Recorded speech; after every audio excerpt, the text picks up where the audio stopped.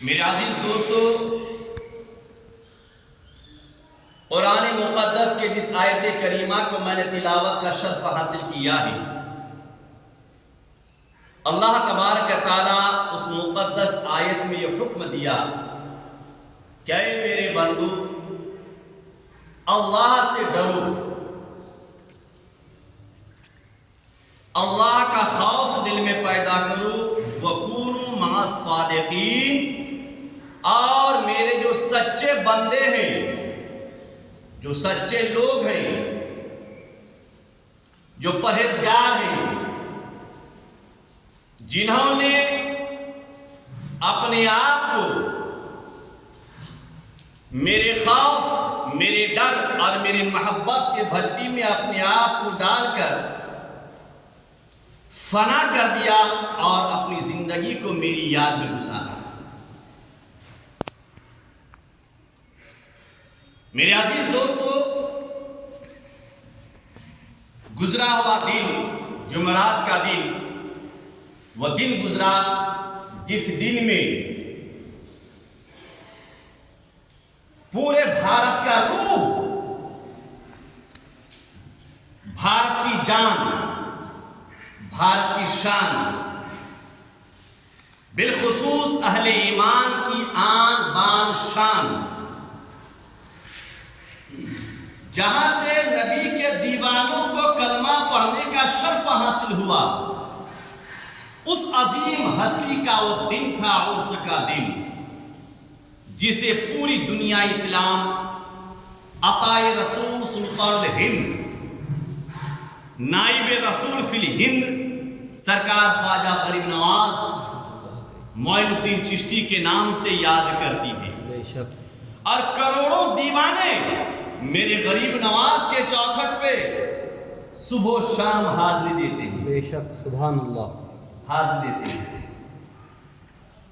یہ غریب نواز کا صدقہ ہے کہ آج بھارت کی سرزمین میں، بھارت کی سرزمین پر اسلام کا پرچم لہرا رہا ہے۔ بے شک، سبحان اللہ، یہ غریب نواز کا صدقہ ہے کہ ہند کے سرزمین پر اللہ کا نام لیوا پیدا ہوا ہے۔ یہ معین الدین چشتی کا صدقہ ہے کہ بھارت کے مسلمانوں کے سینوں میں اللہ اس کے رسول کا نام زندہ ہے۔ یہ معین الدین چشتی کا صدقہ ہے کہ ہند کے سرزمین پر آج اسلام کا پرچم لہرا رہا ہے، اور اللہ تبارک تعالیٰ کے نیک اور صالح بندے اللہ کے سامنے اپنے سر کو جھکانے والا بن گیا ہے۔ یہ معین الدین چشتی کا صدقہ ہے، یہ غریب نواز کا صدقہ ہے، جسے ہم بھارت کی روح کہتے ہیں، بھارت کی جان کہتے ہیں، اور تمام بادشاہوں کا بادشاہ ہند کے سرزمین پر اگر کوئی ہے تو میرا راجہ، بھارت کا راجہ سرکار غریب نواز ہے۔ بے شک، سبحان اللہ، غریب نواز ہے۔ اسی لیے کسی شاعر نے کہا ہے، کہنے والوں نے لکھا ہے کہ سنانے اپنے بربادی کے افسانے کہاں جائیں، سنانے اپنے بربادی کے افسانے کہاں جائیں، تیرا در چھوڑ کر خواجہ یہ دیوانے کہاں جائیں۔ سبحان اللہ، سبحان اللہ، تیرا در چھوڑ کر خواجہ یہ دیوانے کہاں جائیں، اور ہمیشہ بھیک ہم نے اسی چوکھٹ سے پائی ہے، واہ، ہمیشہ بھیک ہم نے اسی چوکھٹ سے پائی ہے، اور ہم اپنا دامن امید پھیلانے کہاں جائیں، ہم اپنا دامن امید پھیلانے کہاں جائیں، ہم اپنا دامن امید پھیلانے کہاں جائیں، اور تمہارے سر پہ خواجہ تاج ہے مشکل کشائی کا، بے شک، تمہارے سر پہ خواجہ تاج ہے مشکل کشائی کا، ہم اپنی الجھنیں اوروں میں سلجھانے کہاں جائیں، واہ، سبحان اللہ، ہم اپنی الجھنیں اوروں میں سلجھانے کہاں جائیں۔ پورے دنیا کے گوشے گوشے سے آج غریب نواز کے چوکھٹ پر حاضری دیتے ہیں۔ آخر وجہ کیا ہے؟ کسی کو دعوت دینے کی غرض نہیں پڑتی، کسی کو بلانے کی غرض نہیں پڑتی، دنیا کے گوشے گوشے سے کروڑ ہاتھ دیوانے غریب نواز کے دروازے میں حاضری دیتے ہیں، اور اپنا داستان سناتے ہیں، اور اپنا داستان سناتے ہیں۔ اسی وجہ سے شاعر نے لکھا ہے کہ تمہارے سر پہ خواجہ تاج ہے مشکل کشائی کا، تمہارے سر پہ خواجہ تاج ہے مشکل کشائی کا،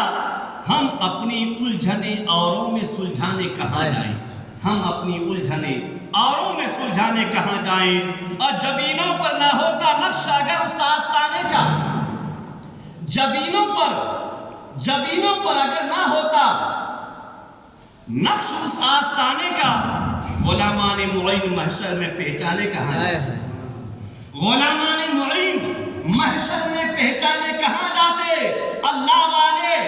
سے محبت کرنے والے، غریب نواز سے پیار کرنے والے، بھارت کا راجہ میرے خواجہ سے محبت کرنے والے، معین الدین چشتی سے پیار کرنے والے، قسم رب کعبہ کی برکاتی منبر رسول سے پوری گارنٹی کے ساتھ کہے گا جب میدان محشر تبارک تعالیٰ قائم فرمائے گا تو دیوان نماز کے بلبوتے پر پہچانے نہیں جائیں گے، روزے کی وجہ سے پہچانے نہیں جائیں گے، کون جنتی ہے کون جہنمی ہے، حج کی وجہ سے پہچانے نہیں جائیں گے، اگر حق والے پہچانے جائیں گے، جنتی فرقہ پہچانے جائیں گے اور حق پہچانے جائیں گے تو اس وجہ سے پہچانے جائیں گے کہ ان کے پیشانی میں غریب نواز کی نشانی دکھ رہی ہے اور ان کے غلام گلے میں